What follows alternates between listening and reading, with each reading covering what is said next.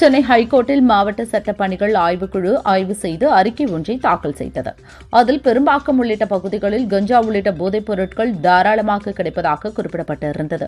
இதனையடுத்து நீதிபதிகள் போதைப் பொருட்கள் புழக்கத்தை கட்டுப்படுத்த அரசு தீவிரம் காட்டவில்லை. போலீசாரின் அறிக்கை திருப்திகரமாக இல்லை.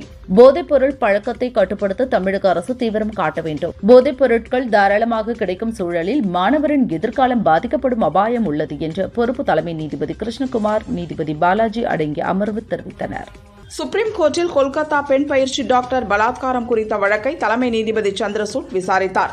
அப்போது மேற்குவங்க அரசு சார்பில் ஆஜரான வழக்கறிஞர் கபில் சிபல் இச்சம்பவத்தை கண்டித்து நடந்த போராட்டத்தின் போது கௌஸ்தேவ் பக்ஷி என்ற வழக்கறிஞர் கற்களை வீசும் வீடியோக்களும் புகைப்படமும் என்னிடம் உள்ளன என குற்றம் சாட்டினார். அப்போது கோர்ட்டில் இருந்த கௌதேவ் பக்ஷி சத்தம் போட்டு கடும் எதிர்ப்பு தெரிவித்தார். அப்போது தலைமை நீதிபதி சந்திரசூட், முதலில் உங்கள் சத்தத்தை குறைக்க முடியுமா? தலைமை நீதிபதி முன் நீங்கள் பேசிக் கொண்டிருக்கிறீர்கள். பல்லாயிரக்கணக்கானோர் முன்னர் அல்ல என கோபமாக கூறினார். இதனை அடுத்து கௌசேவ் பக்ஷி தனது செயலுக்கு மன்னிப்பு கேட்டார். பாஜக மாநில தலைவர் அண்ணாமலையின் தமது அறிக்கையில் இந்திராவின் தேசிய கல்விக் கொள்கை இந்தியை கட்டாயமாக்கியது. ராஜுவின் தேசிய கல்விக் கொள்கை இந்தியை கற்றுக்கொள்ள ஊக்கமளித்தது. 2020 வெளியிடப்பட்ட தேசிய கல்விக் கொள்கைதான் முதல் முறையாக தாய்மொழியில் கல்வி கற்பதை வலியுறுத்துகிறது. 2011 இந்தியை ஊக்குவிக்க முன்னாள் அமைச்சர் ப. சிதம்பரம் 117 பரிந்துரைகள் வழங்கியதை ராகுல் மறந்துவிட்டாரா?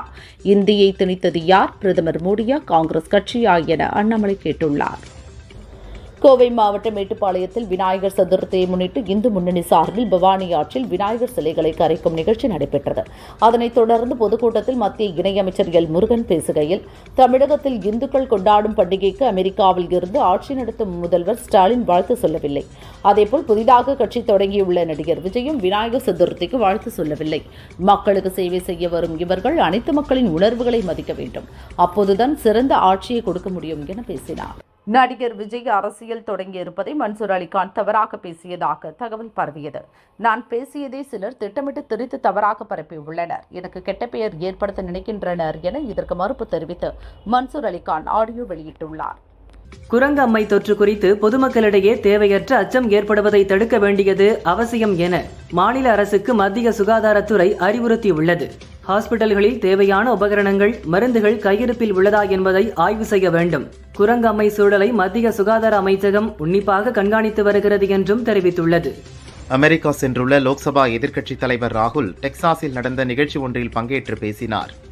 ஏஐ காரணமாக இந்தியாவில் தகவல் தொழில்நுட்பத்துறை மிகப்பெரிய சிக்கலை சந்திக்கப் போகிறது. உற்பத்தி துறையில் வளர்ச்சியை உருவாக்க இந்தியா சிந்திக்க வேண்டும். இல்லையென்றால் அதிகளவு வேலையில்லா திண்டாட்டத்தை சந்திக்க நேரிடும் என ராகுல் கூறினார். மதுரை மாவட்டம் உச்சப்பட்டியைச் சேர்ந்த சர்வதேச தடகள மாற்றுத்திறனாளி வீரரான மனோஜ் திருமண விழாவில் விளையாட்டு அமைச்சர் உதயநிதி பங்கேற்றார். அவரை சூழ்ந்த நிருபர்கள் பல கேள்விகளை எழுப்பினர். அதில் தவேக மாநாட்டிற்கு திமுக சார்பில் எதிர்ப்பு தெரிவிக்கப்படுவதாக கூறப்படுகிறதே என கேள்வி எழுப்பினர். உதயநிதி கடும் கோபம் அடைந்தார். இந்த கேள்வியை அவரிடம் கேளுங்க, என்கிட்ட கேட்காதீங்க என டென்ஷனாக பதிலளித்தார். திருப்பூரில் சொத்து வரி, மின் கட்டண உயர்வு போன்றவற்றால் தொழில் மிகவும் நலிவடைந்துள்ளது. வேலையின்றி தவிக்கும் தொழிலாளர்கள் பலர் சொந்த ஊருக்கு திரும்பியுள்ளனர். இங்குள்ள நலிவடைந்த தொழில்களை கவனிக்காமல் அமெரிக்கா தொழில்துறையினரை தொழில் தொடங்க வாருங்கள் என்று அழைக்கிறார் முதல்வர் என திருப்பூரில் முன்னாள் துணை சபாநாயகர் பொள்ளாச்சி ஜெயராமன் தெரிவித்தார். வேரில் வெந்நீரை ஊற்றிவிட்டு விழுதில் பன்னீரை தெளிக்க வாருங்கள் என்று அழைக்கிறார் தமிழக முதல்வர். இது தொழில்துறையினரை சந்திக்கும் பயணமா அல்லது ஸ்டாலின் சைக்கிளில் சுற்றும் உல்லாச பயணமா என கேள்வி எழுப்பினார். தமிழகத்தில் கடந்த 3 ஆண்டு கால திமுக ஆட்சியில் ஏறக்குறைய 5000 படுகொலைகள் நிகழ்ந்துள்ளன.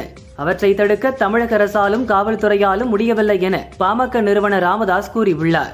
தமிழகத்தில் கொலைகளும் குற்றங்களும் அதிகரிக்க முதன்மை காரணம் மது மற்றும் கஞ்சா போதை கலாச்சாரம்தான். இதற்கு உடனடியாக முடிவு கட்ட வேண்டும். அதன் மூலம் படுகொலைகளை குறைத்து சட்டம் ஒழுங்கை பாதுகாக்க வேண்டும் என்றும் தெரிவித்துள்ளார். திருவள்ளூர் மாவட்டம் போலிவாக்கத்தைச் சேர்ந்த மதுக்கர். இவர் கார் சர்வீஸ் சென்டருக்கு சிங்கிள் ஃபேஸ் மின்சாரத்திற்கு பதிலாக 3 ஃபேஸ் மின்சாரம் இணைப்பு பெற விண்ணப்பித்தார். பெரியகுப்பம் மின்வாரிய உதவி பொறியாளர் கஜேந்திரன் மதுக்கரிடம் 2500 ரூபாய் லஞ்சம் கேட்டார். லஞ்ச ஒழிப்புத்துறை டிஎஸ்பி ராமச்சந்திரமூர்த்தி தலைமையில் மதுக்கரிடமிருந்து உதவி பொறியாளர் கஜேந்திரன் 2500 ரூபாய் பெறும்போது கைது செய்தனர். காஞ்சிபுரம் மாவட்டம் ஸ்ரீபெரும்புதூர் ஒன்றியத்திற்குட்பட்ட 13 கிராமங்களை உள்ளடக்கி 5700 ஏக்கர் பரப்பளவில் பரந்தூர் விமான நிலையம் அமைக்க மத்திய மாநில அரசுகள் பணிகளை தீவிரப்படுத்தி வருகிறது. விமான நிலையம் அமைந்தால் நெல்வாய், தண்டலம், நாகப்பட்டு, மடப்புரம், மேலேரி, ஏகனாபுரம் உள்ளிட்ட கிராமங்களில் உள்ள விளைநிலங்கள் கையகப்படுத்துவதுடன் குடியிருப்புகளும் அகற்றப்பட்டுவிடும் என கிராம மக்கள் தொடர் போராட்டங்களில் ஈடுபட்டு வருகின்றனர். இந்நிலையில் பரந்தூர் விமான நிலையம் உள்ள பகுதியில் சுற்றுச்சூழலை ஆய்வு செய்ய மத்திய அரசு அனுமதி வழங்கியுள்ளது. இந்திய அமெரிக்க இடையே யூத் அபியாஸ் 2024 என்ற பெயரில் 20வது சீசன் ராணுவ கூட்டுப்போர் ஒத்திகை ராஜஸ்தானின் பிஹானூரில் உள்ள மகாஜன் ராணுவ முகாம் மைதானத்தில் தொடங்கியது.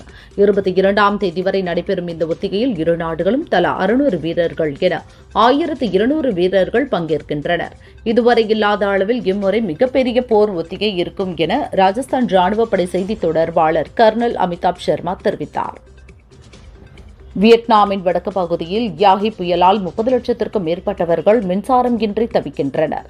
1,16,192 ஏக்கர் பரப்பளவில் பயிர்கள் சேதமடைந்துள்ளன. வியட்நாமின் காவோ பாங் மற்றும் பூத்தோ மாகாணத்தில் ரெட் ஆற்றின் குறுக்கே கட்டப்பட்டிருந்த ஸ்டீல் பாலம் வெள்ளத்தில் அடித்து செல்லப்பட்டது. பாலத்தில் சென்ற 10 கார்கள், லாரிகள், 2 டூ வீலர்கள் ஆற்றில் அடித்து செல்லப்பட்டன. 3 பேர் மீட்கப்பட்டுள்ளதாகவும் 13 பேரை காணவில்லை என தெரிவிக்கப்பட்டுள்ளது. தேசிய கல்விக் கொள்கை பற்றி முதல்வர் ஸ்டாலின் வெளியிட்ட கருத்துக்கு மத்திய கல்வி அமைச்சர் தர்மேந்திர பிரதான் பதிலளித்தார். ஜனநாயகத்தில் மாநிலங்களுக்கிடையே ஆரோக்கியமான போட்டி எப்போதும் வரவேற்கத்தக்கது. ஆனால் புதிய தேசிய கல்விக் கொள்கையில் அரசியல் ஆதாயத்தை தவிர்த்துவிட்டு மாணவர்களின் நலனை முன்னிறுத்தி அமல்படுத்த வேண்டுமென வலியுறுத்தினார். பலாத்காரம் செய்யப்பட்டு கொல்லப்பட்ட பெண் டாக்டரின் குடும்பத்திற்கு கொல்கத்தா போலீசார் பணம் கொடுக்க முயன்றதாக கூறப்பட்ட குற்றச்சாட்டுக்கு மேற்குவங்க முதல்வர் மம்தா பானர்ஜி மறுப்பு தெரிவித்துள்ளார். அவர்களுக்கு போலீசார் மூலம் பணம் கொடுக்க முயற்சி ஏதும் செய்யவில்லை. இது மேற்கு வங்கத்தை அவமானப்படுத்த நடக்கும் முயற்சியாகும்.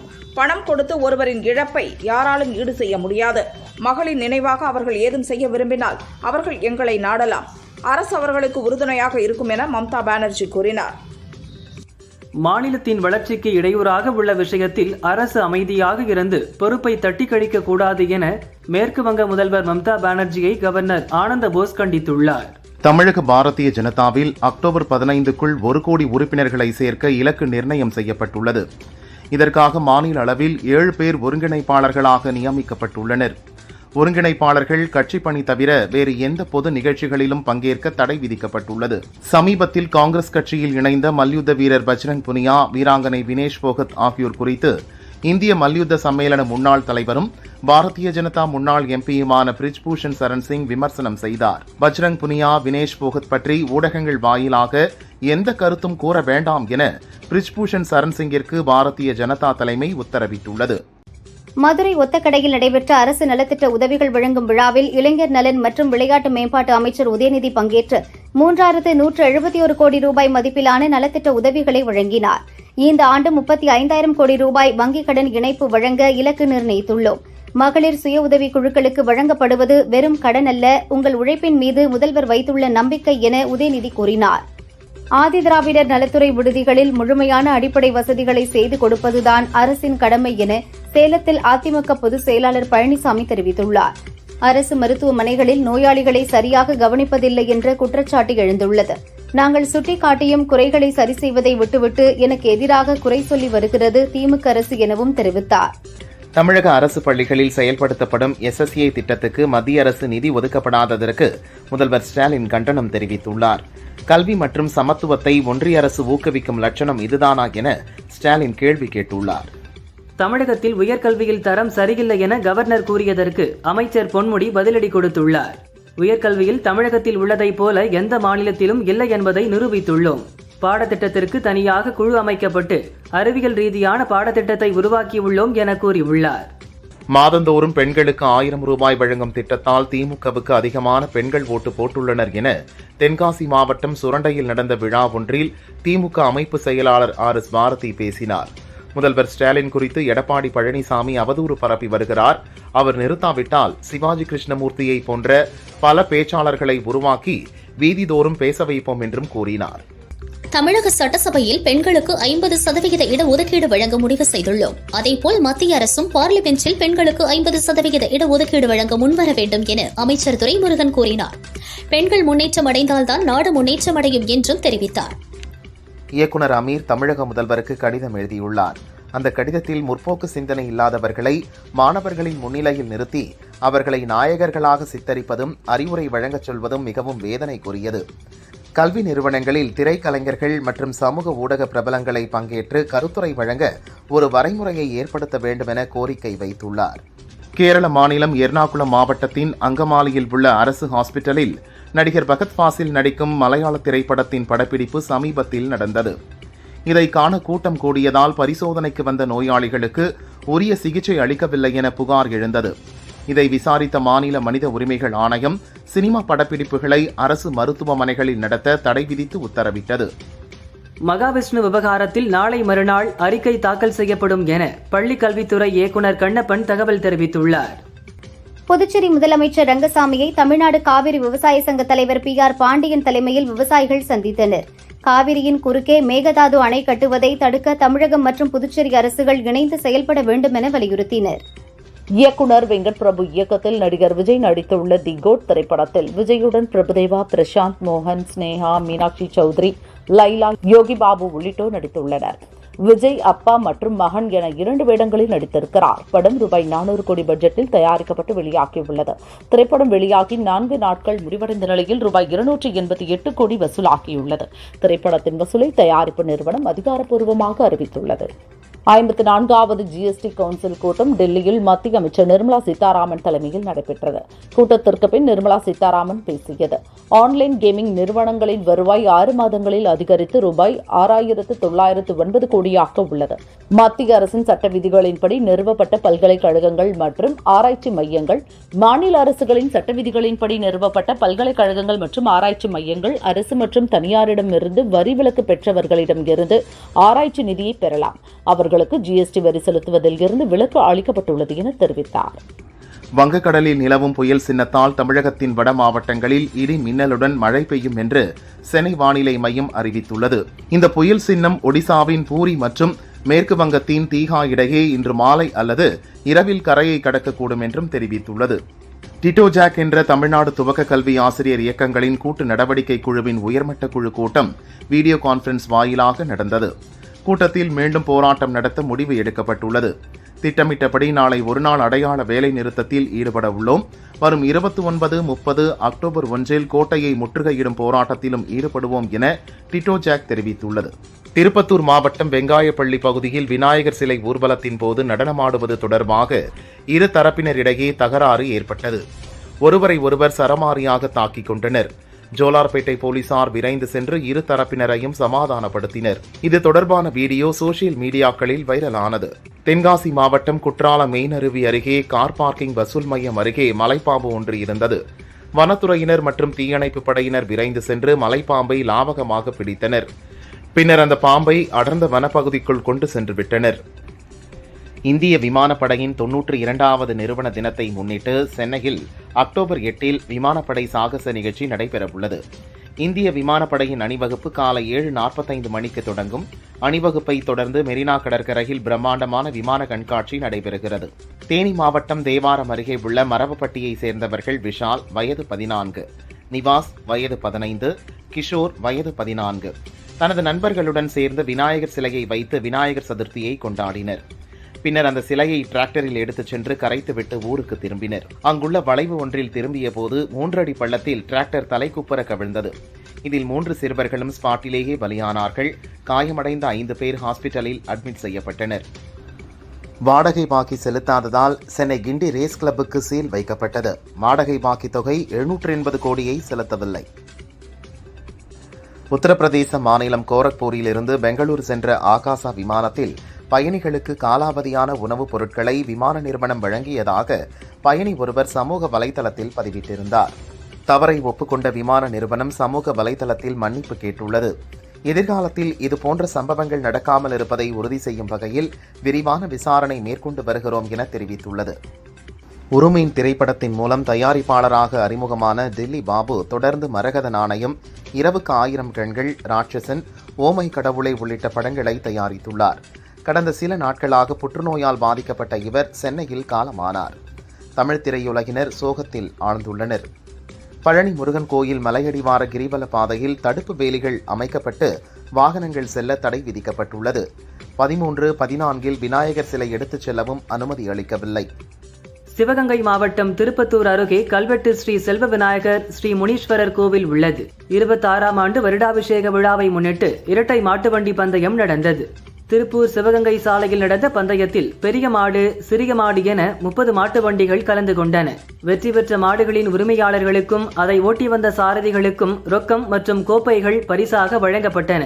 சாலையின் இருபுறங்களில் நின்ற பெண்கள், குழந்தைகள் உற்சாகப்படுத்தினர். இலங்கை வசமுள்ள அனைத்து மீனவர்களையும் அவர்களது மீன்பிடி படகுகளையும் உடனடியாக விடுவிக்க நடவடிக்கை எடுக்க வலியுறுத்தி வெளியுறவு அமைச்சர் ஜெய்சங்கருக்கு முதல்வர் ஸ்டாலின் கடிதம் எழுதியுள்ளார். விநாயகர் சதுர்த்தி ஊர்வலத்தை முன்னிட்டு இன்று மதியம் 2 மணி முதல் இரவு 10 மணி வரை மேட்டுப்பாளையம் நகருக்கு வந்து செல்லும் வாகனங்களுக்கு போலீசார் தடை விதித்துள்ளனர். ஏர்போர்ட் மற்றும் ரயில் நிலையம் செல்வோர் முன்கூட்டியே செல்ல வேண்டும் என அறிவித்துள்ளனர். தூத்துக்குடி மாவட்டம் தருவைக்குளத்தில் மீனவர்கள் கடலுக்கு செல்லாமல் வேலை நிறுத்தம் செய்து உண்ணாவிரத போராட்டத்தில் ஈடுபட்டனர். இலங்கை கடற்படையினரால் சிறைபிடிக்கப்பட்ட தூத்துக்குடி மீனவர்கள் 22 பேரையும் அவர்களின் படகுகளையும் விடுவிக்க கோரி வலியுறுத்தினர். கோவை பெரியநாயக்கன்பாளையம் யுனைடெட் தொழில்நுட்ப கல்லூரியில் விமானங்களின் உதிரி பாகங்கள் மற்றும் ட்ரோன் கண்காட்சி நடந்தது. 2 நாட்களாக நடந்த இந்த கண்காட்சியில் 50க்கும் மேற்பட்ட பள்ளிகளிலிருந்து 4000க்கும் மேற்பட்ட மாணவர்கள் பங்கேற்றனர். ஏராளமான பொதுமக்கள் கண்காட்சியை கண்டு ரசித்தனர். நெல்லை மாநகராட்சியில் ஸ்மார்ட் சிட்டி திட்டத்திற்கு 1000 கோடி ரூபாய் ஒதுக்கப்பட்டது. இந்த நிதியில் வாங்கப்பட்ட டிராக்டர்கள், ரோடு சுத்தப்படுத்தும் வாகனம் உள்ளிட்டவை டிரைவர்கள் இல்லாததால் பயன்பாடு இல்லாமல் குப்பை கிடங்கில் நிறுத்தப்பட்டுள்ளன. வாகனங்களில் இருந்த பேட்டரிகளும் திருடு போய்விட்டன. மக்கள் வரிப்பணம் வீணாவதாக சமூக ஆர்வலர்கள் தெரிவித்தனர். கோவை மேட்டுப்பாளையம் ஊமப்பாளையம் கிராமத்திற்குள் புகுந்த பாகுபலி யானையை கண்டு அப்பகுதியினர் அதிர்ச்சியடைந்தனர். யானையை பார்த்து அப்பகுதி மக்கள் கையெடுத்து கும்பிட்டு சாமி போய்விடு என்று வணங்கினர். பாகுபலி அசையாமல் நின்றது. தகவல் அறிந்த சிறுமுகை வனத்துறையினர் யானையை வனத்திற்குள் விரட்டினர். திண்டுக்கல் மாவட்டம் குடைப்பாறைப்பட்டியில் விநாயகர் ஊர்வலம் பேகம்பூர் சிக்னல் வந்தவுடன் மேளம் அடிக்காமல் பள்ளிவாசலை கடந்த பின் மீண்டும் அடிப்பார்கள். இந்த வருடமும் தாரை தப்பட்டைகள், ஆட்டம் பாட்டங்களுடன் விநாயகர் சதுர்த்தி ஊர்வலம் நடந்தது. பேகம்பூர் சிக்னல் வந்தவுடன் போலீசார் தப்பாட்ட கலைஞர்களின் கையில் இருந்த குச்சிகளை பிடுங்கினர். அப்போது போலீசாருக்கும் குடைப்பாறைப்பட்டி மக்களுக்கும் இடையே கடும் வாக்குவாதம் ஏற்பட்டது. பின்னர் போலீசார் சமரசம் செய்து அனுப்பி வைத்தனர். சமயபுரம் மாரியம்மன் கோவிலில் சுப்ரீம் கோர்ட் முன்னாள் நீதிபதி ராஜு முன்னிலையில் பக்தர்கள் காணிக்கையாக அளித்த தங்கத்தை தரம் பிரித்து அளவீடு செய்யும் பணி துவங்கியது. மொத்தம் 365 கிலோ தங்க நகைகள் கோவில் உபயோகத்திற்கு தேவையில்லாத கல், அரக்கு, அழுக்கு போன்றவற்றை நீக்கி நிகர தங்கங்களை தரம் பிரித்து எடை போடும் பணி நடந்தது. 25க்கும் மேற்பட்ட பொற்கொள்ளர்கள் இப்பணியில் ஈடுபட்டனர். அரசாணை கிடைத்தவுடன் தங்கங்கள் அனைத்தும் பாரத ஸ்டேட் வங்கி மூலம் மும்பை அரசு உருக்காலைக்கு கொண்டு சென்று உருக்கப்பட்டு ரிசர்வ் வங்கியிடம் ஒப்படைக்கப்படும். அதற்கான தங்க பத்திரங்களை ரிசர்வ் வங்கி கோவிலுக்கு வழங்கும். இதிலிருந்து கிடைக்கும் வட்டி கோவில் வருவாயில் சேர்க்கப்படும் என நீதிபதி ராஜு தெரிவித்தார். ஓசூர் அண்ணா நகர் பகுதியில் சாலையில் சுற்றித் திரிந்த கோவில் காளை மாடு ஒன்று திடீரென கீழே சரிந்து விழுந்து இறந்தது. அப்பகுதி மக்கள் மற்றும் கடை வியாபாரிகள் இணைந்து இறந்த காளைக்கு மாலை அணிவித்து மரியாதை செலுத்தினர். காளையின் உடலை ஊர்வலமாக எடுத்து சென்று இந்து முறைப்படி அடக்கம் செய்தனர். ஸ்ரீவில்லிபுத்தூர் அருகே டி மாநகசேரியில் அரசு டாஸ்மாக் கடை உள்ளது. கடை அரசு ஆரம்ப சுகாதார நிலையம், அரசு பள்ளி மற்றும் பட்டாசு தீப்பெட்டி தொழிற்சாலைகள் என பலதரப்பட்ட மக்கள் கூடும் இடத்திற்கு நடுவே உள்ளது. பெண்களுக்கு பாதுகாப்பற்ற சூழ்நிலை உள்ளது. மாவட்ட நிர்வாகம் டாஸ்மாக் கடையை வேறு இடத்திற்கு மாற்ற வேண்டும் என கிராம மக்கள் கோரிக்கை விடுத்துள்ளனர். திருப்பத்தூர் மாவட்டம் பெண்ணாச்சியம்மன் கோவில் பகுதியில் நரசிம்மன் என்பவர் புதிதாக வீடு கட்டி வருகிறார். அங்குள்ள தண்ணீர் தொட்டியில் நீர் நிரப்புவதற்காக மின் மோட்டாரை போட்டார். பின்னர் தண்ணீர் தொட்டியில் இறங்கினார். அப்போது மின்சாரம் பாய்ந்ததில் நரசிம்மன் ஸ்பாட்டிலேயே பலியானார். திருப்பத்தூர் கிராமிய போலீசார் வழக்கு பதிந்து விசாரிக்கின்றனர். விநாயகர் சதுர்த்தியை முன்னிட்டு கும்பகோணத்தின் பல்வேறு பகுதிகளில் பிரதிஷ்டை செய்யப்பட்ட 47 விநாயகர் சிலைகள் காவிரி ஆற்றின் பகவத் படித்துறையில் கரைக்கப்பட்டன. அப்போது நடந்த ஊர்வலத்தின் போது மேளமடித்தவர்களை போலீசார் கண்டித்தனர். இதனால் இந்து அமைப்பினருக்கும் மாவட்ட எஸ்பி ஆஷிஷ் ராவத்திற்கும் இடையே வாக்குவாதம் ஏற்பட்டது. தள்ளுமுள்ளும் ஏற்பட்டதால் பரபரப்பான சூழல் நிலவியது. கூடுதல் போலீசார் வரவழைக்கப்பட்டு நிலைமை கட்டுக்குள் கொண்டுவரப்பட்டது. திருச்சியில் இருந்து திருப்பதி நோக்கி சென்ற எக்ஸ்பிரஸ் ரயில் வேலூர் டவுன் ரயில் நிலையம் அருகே வந்து கொண்டிருந்தது. பெங்களூரு சாலையில் உள்ள ரயில்வே கேட்டை மூடிய போது கேட்டின் இரும்பு கம்பி உடைந்து மின் ஒயர் மீது விழுந்தது. இதனால் மின் ஒயரும் அறுந்தது. உடனடியாக டவுன் ரயில் நிலையம் அருகே ரயில் நிறுத்தப்பட்டது. சுமார் 1.5 மணி நேரத்திற்கு பிறகு மின் ஒயர் சரி செய்யப்பட்டது. அதன் பிறகு ரயில் புறப்பட்டு சென்றது. இதனால் பயணிகள் அவதியடைந்தனர். நவராத்திரியையொட்டி தஞ்சாவூரில் கைவினை கலைஞர்களின் கைவண்ணத்தில் உருவான பொம்மைகளின் கொலு கண்காட்சி துவங்கியது. இதை கலெக்டர் பிரியங்கா பங்குஜம் துவக்கி வைத்தார். கண்காட்சியில் அஷ்டபைரவர்கள், நவகிரகங்கள், காமாட்சி தங்கரதம் செட், கருட சேவை, நவதுர்கா, கிருஷ்ணர் உள்ளிட்ட கலைநயமிக்க நூற்றுக்கணக்கான பொம்மைகள் இடம்பெற்றன. கடலூர் மாவட்டம் ஆனத்தூர் பகுதியைச் சேர்ந்தவர் பிரபாகரன். இவரது 12 வயது மகன் ஆதிகிருஷ்ணன் 7ஆம் வகுப்பு படித்து வந்தார். விநாயகர் சிலையை கரைப்பதற்காக நத்தம் ராமர் குளத்தில் 5 சிறுவர்கள் தண்ணீரில் இறங்கினர். ஒருவர் பின் ஒருவராக தண்ணீரில் மூழ்கினர். அந்த வழியாக சென்றவர்கள் 4 பேரை மீட்டனர். இதில் ஆதிகிருஷ்ணன் மட்டும் பலியானார்.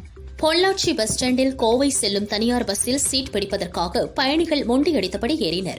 இதில் இந்துஜா என்ற பெண் தனது பையை போட்டு சீட் பிடித்தார்.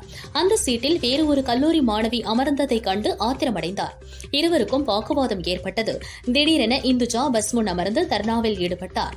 தகவல் அறிந்த கிழக்கு காவல் போலீசார் இந்துஜாவை போலீஸ் ஸ்டேஷனுக்கு அழைத்து சென்று விசாரித்து வருகின்றனர். இதனால் பஸ் ஸ்டாண்டில் இருந்து பஸ்கள் தாமதமாக புறப்பட்டது. திருப்பத்தூர் மாவட்டம் கத்தாரி பகுதியில் விவசாயிகளுக்கு மும்முனை மின்சாரம் சரிவர வழங்கப்படவில்லை. டிரான்ஸ்பார்மர் அடிக்கடி பழுதாவதால் விவசாயிகள் அவதியடைந்தனர். பலமுறை மனு அளித்தும் நடவடிக்கை எடுக்காததால் ஆத்திரமடைந்த விவசாயிகள் நாட்டரம்பள்ளி குருபவானிகுண்டா சாலையில் மறியலில் ஈடுபட்டனர். மின்வாரிய அதிகாரிகள், போலீசார் நடத்திய பேச்சுவார்த்தையை தொடர்ந்து அனைவரும் கலைந்து சென்றனர்.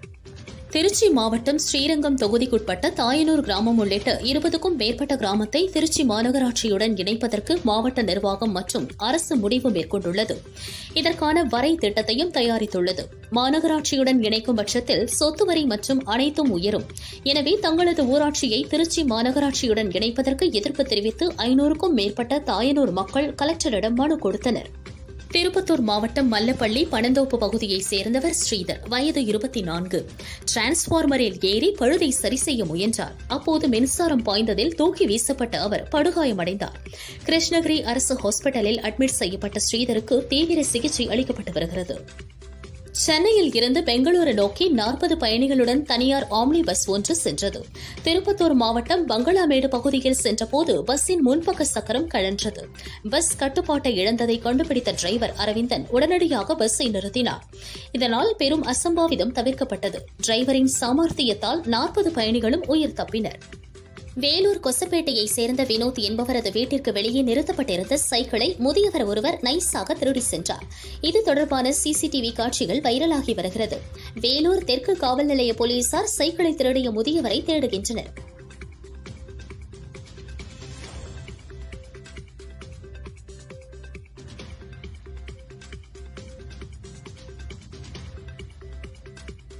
மயிலாடுதுறையிலிருந்து திருவாரூர் நோக்கி கடந்த ஜூலை 2ஆம் தேதி சென்ற அரசு பஸ்ஸில் எலந்தங்குடி பகுதியைச் சேர்ந்த மாலதி என்ற பெண் பயணம் செய்தார்.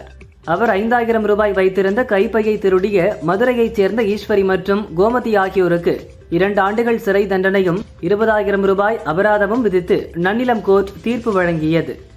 திருப்பூர் மாவட்டம் ராக்கியாபாளையம் அரசு உயர்நிலைப் பள்ளியில் மர்ம நபர்கள் சிலர் பள்ளி முன் சலூனில் வெட்டப்பட்ட முடிகளை கொட்டியுள்ளனர்.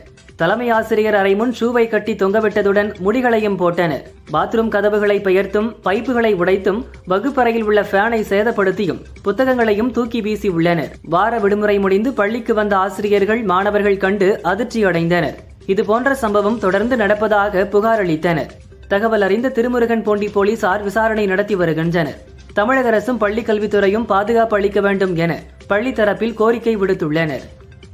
திண்டுக்கல் மாவட்டம் முழுதும் அதிக அளவு முருங்கைக்காய் விவசாயம் நடைபெறுகிறது. தற்பொழுது முருங்கைக்காய் கிலோ 5 ரூபாய் முதல் 10 ரூபாய்க்கு விற்பனையாவதால் கூலி கட்டாமல் விவசாயிகள் மிகப்பெரிய இழப்பை சந்தித்து வருகின்றனர்.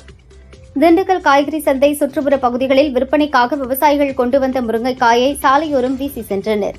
காய்கறி வாங்க வந்த மக்கள் சாலையோரத்தில் விவசாயிகள் வீசி சென்ற முருங்கைக்காயை எடுத்துச் சென்றனர். புதுச்சேரி திருபுவனையைச் சேர்ந்த அங்கன்வாடி பணியாளர் விஜயலட்சுமி 2012இல் பைனான்சில் 13 லட்சம் ரூபாய் கடன் வாங்கினார். கடன் கட்டவில்லை. Court summon அனுப்பியும் ஆஜராகவில்லை. மகளிர் மற்றும் மாற்றுத்திறனாளிகள் மேம்பாட்டுக் கழகத்திற்கு சம்பளத்தை நிறுத்தி வைக்குமாறு கோர்ட் உத்தரவிட்டது. 2018 விஜயலட்சுமி பணி ஓய்வு பெற்றதும் கோர்ட் உத்தரவை மீறி பண பலன்களை வழங்கியது. கோர்ட் உத்தரவை மதிக்காத மேம்பாட்டுக் கழகத்தின் அசையும் சொத்துக்களை ஜப்தி செய்ய நீதிபதி சந்திரசேகரன் உத்தரவிட்டார். அதன் பேரில் நாற்காலி, கம்ப்யூட்டர், மேஜை உள்ளிட்டவற்றை பறிமுதல் செய்தனர். சேலம் மாவட்டம் ஆத்தூர் காமராஜர் சாலையில் அரசு பஸ் மீது கார் மோதி விபத்துக்குள்ளானது. அதிர்ஷ்டவசமாக பயணிகள் காயமின்றி உயிர் தப்பினர். காரில் வந்தவர்களிடம் பஸ் டிரைவரும் கண்டக்டரும் வாக்குவாதத்தில் ஈடுபட்டனர். அப்போது அவர்கள் மதுபோதையில் கார் ஓட்டியது தெரியவந்தது. அவர்களை போலீசாரிடம் ஒப்படைத்தனர். சாலையில் தவித்த பயணிகளை 1 மணி நேரம் கழித்து மாற்று பஸ்ஸில் அனுப்பி வைக்கப்பட்டனர். தப்பியோடிய மற்ற போதை ஆசாமிகளை தேடி வருகின்றனர். கோவை மாவட்டம் அன்னூர் அருகே சொக்கம்பாளையத்தில் 1 ஏக்கர் பரப்பளவில் அமைக்கப்பட்ட மாற்றுத்திறனாளிகளுக்கான சிறப்பு பள்ளியை கலெக்டர் கிராந்திகுமார் திறந்து வைத்தார். கோவை அரசு மருத்துவமனை உடற்கூறு ஆய்வுக் கூடத்திற்கு முன் ரத்தம் கலந்த கழிவுநீர் வெளியேறி துர்நாற்றம் வீசியது. முன்னெச்சரிக்கை நடவடிக்கையாக கிருமி நாசினி தெளிக்கப்பட்டது. துர்நாற்றம் வீசிய பகுதியில் உள்ள குழாய்களை அகற்றி புதிய குழாய்களை அமைத்து நிரந்தர தீர்வு காணப்பட்டதாக அரசு மருத்துவமனை டீன் நிர்மலா தெரிவித்தார். கோவை மாவட்டம் அன்னூர் அருகே கரியம்பாளையத்திலிருந்து பிள்ளையப்பன் பாளையம் செல்லும் குடிநீர் குழாயில் திடீரென உடைப்பு ஏற்பட்டு 3 அடி உயரத்திற்கு தண்ணீர் பீச்சி அடித்தது. சாலையில் குளம் போல தண்ணீர் தேங்கியது.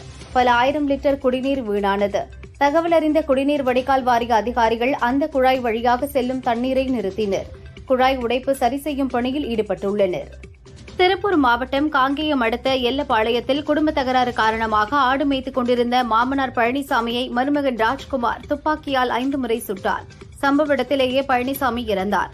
வீட்டிற்கு சென்ற ராஜ்குமார் குற்ற உணர்ச்சியில் தன்னை தானே சுட்டுக் கொண்டார். காயமடைந்த அவரை குடும்பத்தினர் மருத்துவமனைக்கு அழைத்து சென்றனர். அங்கு அவரை பரிசோதித்த டாக்டர் ஏற்கனவே இறந்துவிட்டதாக கூறினர். காங்கேயம் போலீசார் விசாரிக்கின்றனர்.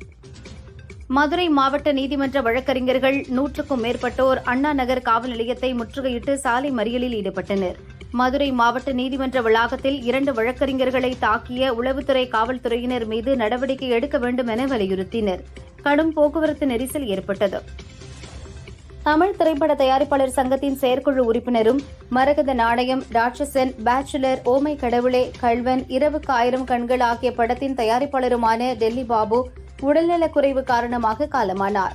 அவரது இல்லத்தில் உறவினர்கள், நடிகர் ஆனந்தராஜ், பரத், தயாரிப்பாளர் CV குமார், அயலான் பட இயக்குநர் ரவிக்குமார் உள்ளிட்ட இயக்குநர்கள், நடிகர்கள் அஞ்சலி செலுத்தினர். மதுரை கலெக்டர் ஆபீஸில் அமைச்சர் உதயநிதி அனைத்து துறை அதிகாரிகளுடன் ஆய்வுக் கூட்டம் நடத்தினார். அப்போது கீழே திருவள்ளுவர் சிலை அருகே விசிக தலைவர் திருமாவளவனின் உருவ பொம்மையை புரட்சி புலிகள் அமைப்பினர் எரித்து போராட்டத்தில் ஈடுபட்டனர். இதனால் பரபரப்பு ஏற்பட்டது.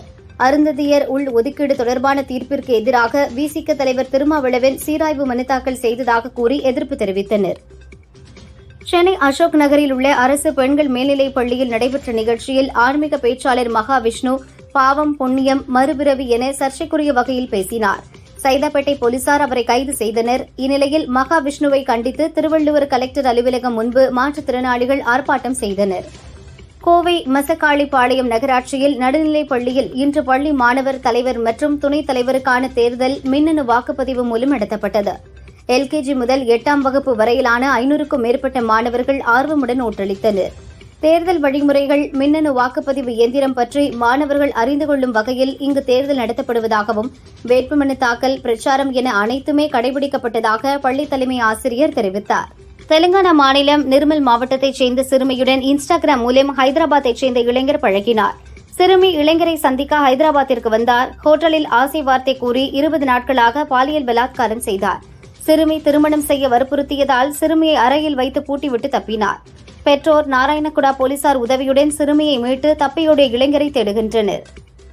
கன்னியாகுமரி மாவட்டம் நாகர்கோவில் திலகர் தெருவைச் சேர்ந்தவர் ரத்தினமணி, வயது 48, ஸ்டேஷனரி கடை வைத்துள்ளார்.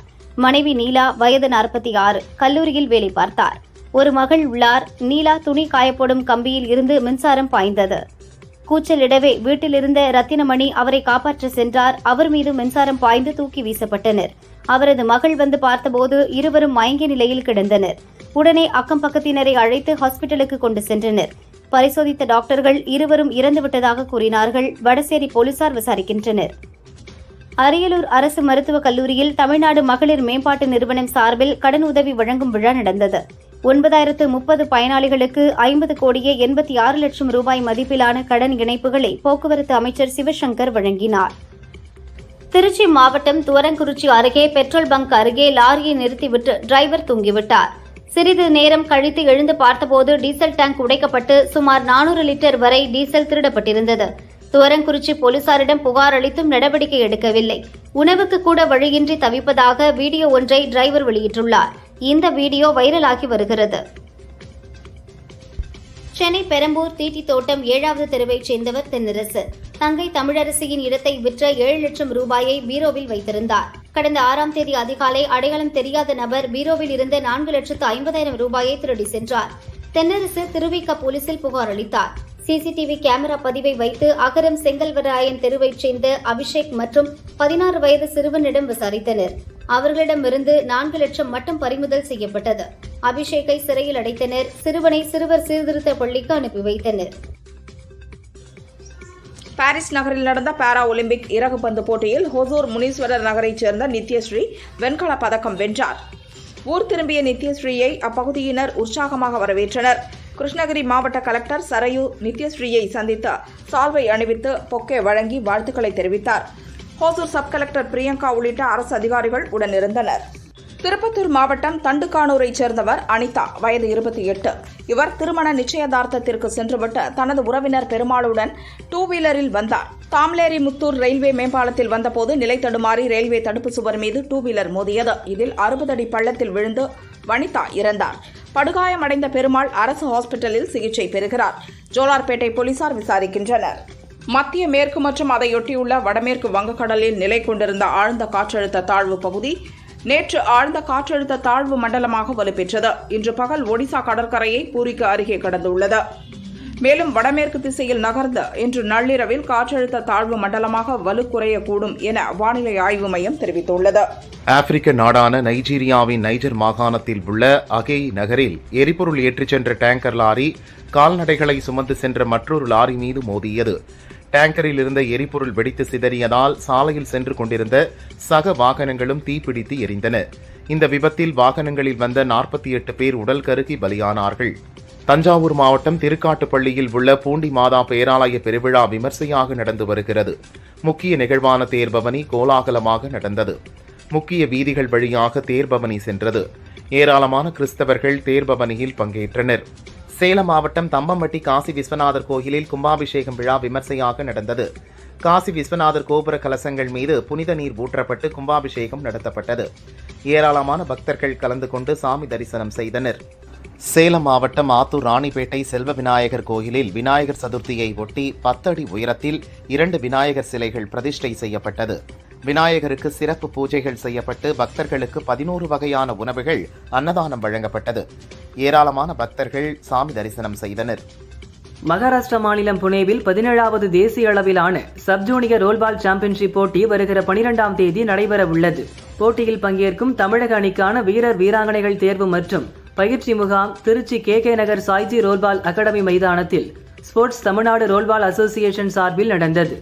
இதில் 12 வீரர் வீராங்கனைகள் அடங்கிய தமிழக அணி தேர்வு செய்யப்பட்டது. திருச்சி மாவட்டம் லால்குடி அருகே தச்சங்குறிச்சியில் அமைந்துள்ள திருப்பிரம்பீஸ்வரர் உடனுரை திரிபுர சுந்தரி கோவில் உள்ளது. இங்கு திருவிளக்கு பூஜை நடைபெற்றது. 201 பெண்கள் கலந்து கொண்டனர். அம்மனுக்கு 108 மந்திரங்களுடன் வழிபாடு நடந்தது. திரளான பக்தர்கள் கலந்து கொண்டு சாமி தரிசனம் செய்தனர். திருச்சி மலைக்கோட்டை தாயுமானவர் கோவிலில் உள்ள மாணிக்க விநாயகர் சன்னதியில் விநாயகர் சதுர்த்தி விழா விமரிசையாக நடக்கிறது. ஒவ்வொரு நாளும் மாணிக்க விநாயகருக்கு சிறப்பு அபிஷேகமும் பூஜையும் நடக்கிறது. விழாவின் 2ஆம் நாளில் நாகாபரண விநாயகர் அலங்காரத்தில் மாணிக்க விநாயகர் எழுந்தருளினார். பின்னர் கோவில் உட்பிரகாரத்தில் திருவீதி உலா நடந்தது. திரளான பக்தர்கள் சாமி தரிசனம் செய்தனர். திருப்பூர் மாவட்டம் ராக்கியாபாளையம் ஐஸ்வர்யா கார்டன் ராஜராஜேஸ்வரி ஸ்வர்ண ஆகர்ஷண பைரவர் கோவில் கும்பாபிஷேக விழாவை முன்னிட்டு யாகசாலை பூஜைகள் துவங்கியது. சாமி கண் திறக்கும் நிகழ்ச்சியுடன் கஜ பூஜை, கோ பூஜை, அஸ்வ பூஜை உள்ளிட்ட சிறப்பு பூஜைகள் நடந்தது. இதில் யானை, பசு, குதிரை, ஒட்டகம் மற்றும் நாய் ஆகியவற்றிற்கு சிறப்பு பூஜை நடத்தி பிரசாதம் வழங்கப்பட்டது. ஏராளமான பக்தர்கள் இந்த பூஜையில் கலந்து கொண்டு சாமி தரிசனம் செய்தனர். தேனி மாவட்டம் ஆண்டிப்பட்டி அருகே உள்ள கண்டமனூரில் கோட்டை கருப்பசாமி கோவில் உள்ளது. இக்கோவிலில் வருஷாபிஷேக விழா விமர்சையாக நடந்தது. மேளதாளம் முழங்க தேவராட்டத்துடன் விரதமிருந்த பெண்கள் 100க்கும் மேற்பட்டோர் பால் குடத்தை சுமந்து ஊர்வலமாக வந்தனர். பின் கோட்டை கருப்பசாமிக்கு பாலை ஊற்றி அபிஷேகம் செய்தனர். திரளான பக்தர்கள் கலந்து கொண்டு சுவாமி தரிசனம் செய்தனர். ஆந்திர மாநிலம் அனந்தபூர் உரவகொண்டா மாவட்டத்தில் விநாயகர் சதுர்த்தியை முன்னிட்டு அம்பேத்கர் நகர் மக்கள் சாக்லேட் மூலம் விநாயகர் சிலை உருவாக்கி பூஜை செய்து வந்தனர். 5ஆம் நாள் விநாயகருக்கு பூஜைகள் முடிந்து சாக்லேட் விநாயகரை பக்தர்களுக்கு பிரசாதமாக வழங்கினர். நீலகிரி மாவட்டம் குன்னூர் வேளாங்கண்ணி மாதா திருத்தல திருவிழாவையொட்டி தேர்பவனி நடந்தது. வண்ண மின் விளக்குகளால் அலங்கரிக்கப்பட்ட மாதா தேர் பவனியில் உள்ளூர் மட்டுமின்றி வெளியூரில் இருந்தும் ஏராளமான கிறிஸ்துவர்கள் கலந்து கொண்டனர். நாமக்கல் மாவட்டம் திருச்செங்கோட்டில் இந்து முன்னணி சார்பில் பல்வேறு இடங்களில் வைக்கப்பட்ட 15 விநாயகர் சிலைகளை ஊர்வலமாக எடுத்துச் சென்று இறையமங்கலம் காவிரி ஆற்றில் கரைத்தனர். இந்து முன்னணி ஊர்வலத்தை முன்னிட்டு பலத்த போலீஸ் பாதுகாப்பு போடப்பட்டது. திருவள்ளூர் மாவட்டம் பழவேற்காட்டில் கடந்த 7ஆம் தேதி விநாயகர் சதுர்த்தி தினத்தை முன்னிட்டு பல்வேறு இடங்களில் மாவட்ட நிர்வாக அனுமதியுடன் சிலைகள் வைக்கப்பட்டன. லைட் ஹவுஸ் கடற்கரை பகுதியில் போலீஸ் பாதுகாப்புடன் 80க்கும் மேற்பட்ட சிலைகள் கரைக்கப்பட்டன. மதுரை மாவட்டம் உசிலம்பட்டி மலைப்பாட்டியில் விநாயகர் சதுர்த்தியை முன்னிட்டு விநாயகர் சிலை வைத்து வழிபாடு நடந்தது. வழிபாட்டில் விநாயகர் கையில் லட்டு ஒன்று வைக்கப்பட்டது. வழிபாடு முடிந்த பின் கண்மாயில் கரைக்க ஊர்வலமாக எடுத்து செல்வதற்கு முன் அவரது கையில் இருந்த லட்டை ஏலமிட்டனர். மலைப்பட்டியை சேர்ந்த முறுக்கு வியாபாரி மூக்கன் ரூபாய் 1,51,000 ஏலம் எடுத்தார். விஜய் நடிப்பில் கடந்த வாரம் வெளியான படம் தி கோட். இதில் விஜயின் மனைவியாக நடிகை ஸ்னேகா நடித்தார். வசீகரா படத்திற்கு பின் மீண்டும் இவர்கள் இணைந்து நடித்துள்ளனர். இவரை தொடர்ந்து இப்போது நடிகை சிம்ரனும் விஜயுடன் நடிக்க உள்ளார். வினோத் இயக்கத்தில் உருவாகும் விஜய் 69 படத்தில் தான் சிம்ரன் முக்கிய வேடத்தில் நடிக்கிறார். ஏற்கனவே இவர்கள் கூட்டணியில் ஒன்ஸ் மோர், துள்ளாத மனமும் துள்ளும், பிரியமானவளே போன்ற வெற்றி படங்கள் வெளியாகின. மலையாள நடிகரான துல்கர் சல்மான் தமிழ், தெலுங்கு, ஹிந்தி என நடித்து அசத்தி வருகிறார். தற்போது நடிகர் ராணா தயாரிக்கும் காந்தா என்ற தெலுங்கு படத்தில் நாயகனாக நடிக்கிறார். இதில் நாயகியாக பாக்யஸ்ரீ போஸ் நடிக்கிறார். செல்வமணி செல்வராஜ் இயக்குகிறார். தமிழ், தெலுங்கில் தயாராகிறது. இந்த படத்தின் பூஜை நிகழ்வு பிரம்மாண்டமாக நடைபெற்றது. குருமீன், மரகத நாணயம், ராட்சசன், ஓமை கடவுளே, பேச்சுலர் போன்ற வித்தியாசமான படங்களை எடுத்து ரசிகர்களை கவர்ந்தவர் ஆக்சிஸ் பிலிம் ஃபேக்டரி நிறுவனத்தின் உரிமையாளர் ஜி. டெல்லி பாபு. வயது 50. உடல்நலம் பாதிக்கப்பட்டு சிகிச்சை பெற்று வந்த இவர் நேற்று நள்ளிரவு காலமானார். இவரது மறைவு திரையுலகினர் மத்தியில் அதிர்ச்சியையும் சோகத்தையும் ஏற்படுத்தியுள்ளது. திரையுலகினர் பலரும் இரங்கல் தெரிவித்துள்ளனர். நடிகை தமன்னா தற்போது பாலிவுட் நடிகரான விஜய் வர்மாவை காதலித்து வருகிறார். விரைவில் இவர்களின் திருமணம் நடக்கும் என எதிர்பார்க்கப்படுகிறது. சமீபத்திய ஒரு பேட்டியில் தனது 2 காதல் பிரேக்கப் ஆனதாக தமன்னா தெரிவித்துள்ளார். ஒரு காதல் அவருடைய சிறிய வயதில் வந்து பிரேக்கப் ஆனதாம். அடுத்த காதல் வளர்ந்த பின்பு வந்து முறிந்து போனதாம். நடிகர் விஜயின் மகனான ஜேசன் சஞ்சய் லைகா நிறுவனத்திற்கு ஒரு படம் இயக்குவதாக கடந்த ஆண்டு அறிவிப்பு வந்தது. இதுவரை படப்பிடிப்பு துவங்கவில்லை. விஜய் சேதுபதி, சிவகார்த்திகேயன், கவின் ஆகியோர்களில் ஒருவர் ஹீரோவாக சொல்லப்பட்டது. இப்போது மாநகரம், ராயன் போன்ற படங்களில் நடித்த சந்தீப் கிஷன் ஹீரோவாக நடிக்கிறாராம். தமிழ், தெலுங்கில் உருவாக உள்ள இந்த படத்தின் படப்பிடிப்பு விரைவில் துவங்குகிறது. தமிழ் சினிமாவில் மறைந்த பாடகர்களின் குரலை AI தொழில்நுட்பம் மூலம் பயன்படுத்தி மீண்டும் அவர்களது குரலுக்கு உயிர் கொடுத்து வருகின்றனர். பம்பா பாக்கியா, சாகுல் ஹமீத், பவதாரிணி ஆகியோரை தொடர்ந்து மலேசியா வாசுதேவனின் குரல் AI-யில் பயன்படுத்தப்பட்டுள்ளது. ஞானவேல் இயக்கத்தில் ரஜினி நடித்துள்ள வேட்டையன் படத்தில் மனசிலாயோ என்ற முதல் பாடலை வெளியிட்டுள்ளனர். இதில் தான் இவரது குரலை பயன்படுத்தி இருக்கிறார் இசையமைப்பாளர் அனிருத். 27 ஆண்டுகளுக்கு பின் ரஜினி படத்தில் இவரின் குரல் பதிவாகியுள்ளது. தமிழ் சினிமாவில் முன்னணி நடிகராக வலம் வருபவர் ஜெயம் ரவி. 2009 தயாரிப்பாளர் சுஜாதாவின் மகள் ஆர்த்தியை திருமணம் செய்தார். இவர்களுக்கு 2 மகன்கள் உள்ளனர். இவர்கள் பிரிவதாக செய்திகள் வந்த நிலையில் இப்போது அதை உறுதிப்படுத்தியுள்ளார் ஜெயம் ரவி. அவர் வெளியிட்ட அறிக்கையில், நீண்ட கால யோசனை, பல பரிசீலனைக்கு பின் ஆர்த்தியை பிரியலாம் என்ற கடினமான முடிவை எடுத்துள்ளேன். இது எளிதாக எடுக்கப்பட்டதல்ல. என்னை சார்ந்தவர்களின் நலனை கருதி அவர்களின் நல்வாழ்விற்காக எடுக்கப்பட்டது. இது எனது சொந்த முடிவு. இந்த விஷயம் என்னுடைய தனிப்பட்ட விஷயமாகவே இருக்க வேண்டும் என வேண்டுகிறேன். இந்த நேரத்தில் எனது தனியுரிமைக்கு மதிப்பளிக்கும்படி கேட்டுக்கொள்கிறேன். நான் என்றும் உங்கள் ஜெயம் ரவியாகவே இருக்க விரும்புகிறேன். அனைவரின் ஆதரவுக்கு நன்றி என தெரிவித்துள்ளார்.